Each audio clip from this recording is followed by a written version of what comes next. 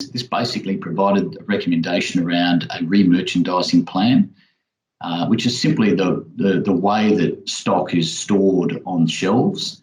And it's difficult, and you'll see in a couple of videos that I'll show you in a moment, but there were 3 levels of shelving. There was a lower level shelf, a middle tier and a higher tier. And those shelves were tiered backwards and on an incline. And obviously stock is stored on those shelves. We were able to look at the data that was captured whilst workers were filling those shelves and the different weights of the products that were filling those shelves with. And we were able to provide a recommendation with respect to a re-merchandising plan that also aligned with the regulatory guidelines that you see.